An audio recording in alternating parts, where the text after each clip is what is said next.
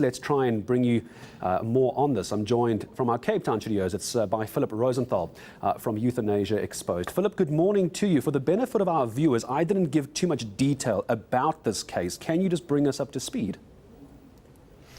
Okay, well, last year the Supreme Court of Appeal dismissed a case which was the Stranson-Ford case, attempting to legalize euthanasia on an urgent basis, on the basis that the person only had a short time to live.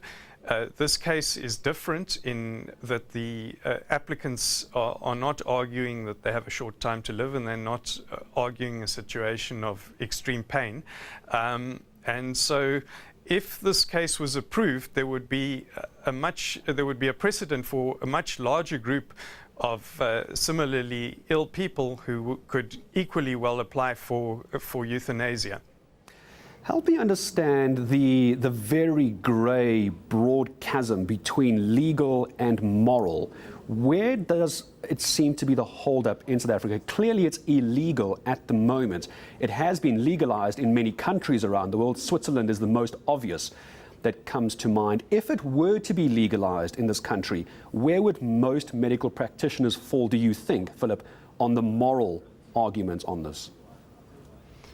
Well, I think overseas it's been seen that most medical practitioners don't want to do euthanasia, but what tends to happen is that the few who do agree with it then specialize in that, and then the people who want it go to those people, and the consequence is that pretty well everybody who wants euthanasia in those countries will get it, because those medical practitioners that agree with it will get it. But the South African Medical Association and the Health Professions Council has taken a very strong stand against this. They sent a letter to all their members to say that disciplinary action would be taken if anybody did euthanasia. So we expect they will continue to take that strong stand, and they also fought against the Stranson-Ford case in court, and I think the Health Professions Council was really key in winning that court case.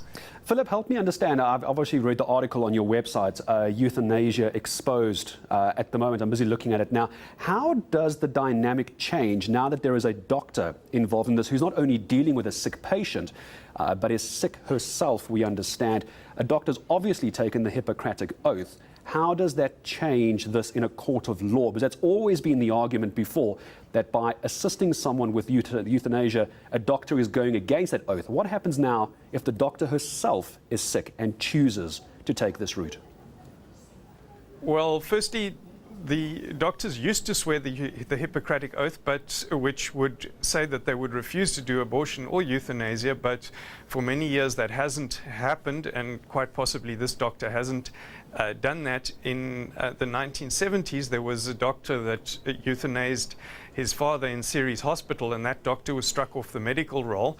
But I think that when a doctor gets involved in euthanasia, where a third party is allowed to do it, the consequence is that many more people end up having euthanasia, very simply because when suicide is self-administered, even though a person might have access to poison, they generally hesitate about actually taking it.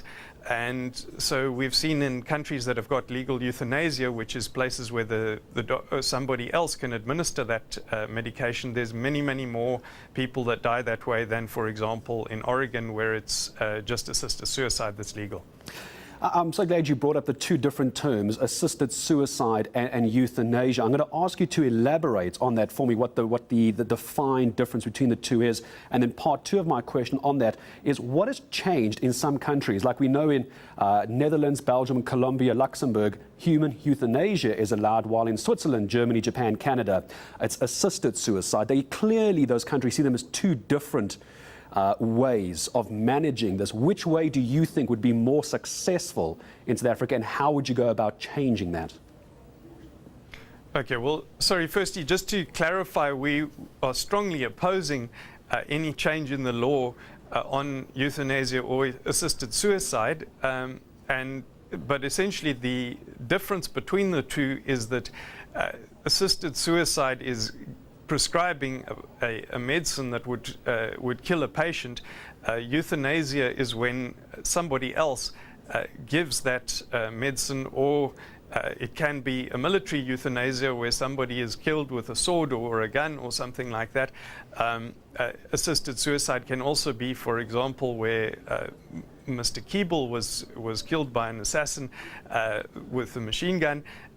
So it doesn't have to be done with medicine, but the distinction is that the assisting somebody to commit suicide is assisted suicide, whereas somebody else doing the killing is euthanasia.